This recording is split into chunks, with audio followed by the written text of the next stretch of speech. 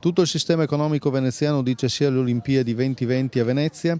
Le vetrine di tutti gli esercizi di Venezia e di Mestre esporranno un adesivo con questo slogan, un sostegno convinto che testimonia anche l'unità territoriale che si è affermata attorno a questo avvenimento. La Camera di Commercio ha creduto immediatamente a questa iniziativa, perché è un'iniziativa, tutti lo sappiamo ormai, imperdibile per l'economia e il benessere del territorio provinciale di competenza della Camera di Commercio di Venezia, ma anche di tutto il Veneto e dell'Italia del Nord.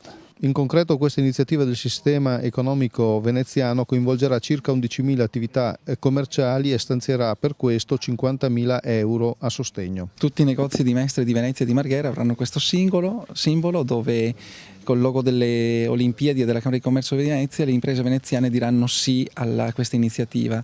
Iniziativa a tappeto, ne abbiamo stampate diverse migliaia, vogliamo arrivare in tutti gli esercizi commerciali. È l'ennesimo sì che si aggiunge a molti altri già arrivati sul tavolo del comitato. Diciamo che oggi è stato un passaggio molto importante che significa un supporto ancora ulteriore, più forte a questo progetto che vede coinvolte tante rappresentanze sociali ed economiche che hanno voluto aderire a questa nostra grande iniziativa, a questo sogno che noi riteniamo possibile. Siamo convinti che il supporto delle realtà economiche sia assolutamente importante e rilevante per raggiungere tutti insieme il risultato. Noi stiamo lavorando sulla creazione di un pool importante di imprenditori del nord-est che sosterranno la candidatura di Venezia.